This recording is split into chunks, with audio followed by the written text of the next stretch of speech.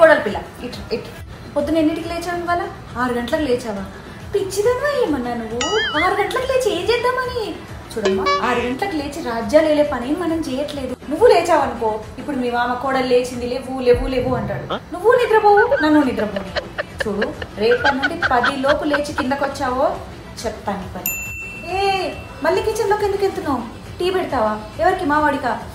tea పెట్టాలి తిన్న plate తీయాలి బెడ్ మీద టవల్ ఆరేయాలి ఇవన్నీ వాడు చేసుకుంటాడు వాడికి మళ్ళీ అలవాటు చేయకు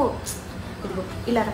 నాకు తలనొస్తుంది కొంచెం టీ పెట్టియండి అని ప్రేమగా అడుగు టీ పెడతాడు వాడే వచ్చి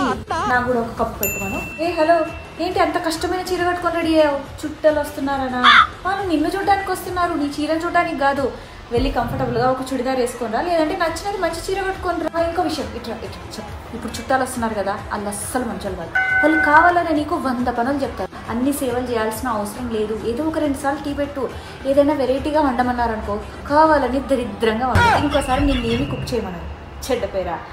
నువ్వు ఏం చేసినా మంచిగా చేసినా చెడ్డ చేసినా వాళ్ళు మాట్లాడుకునేది అదే సరేనా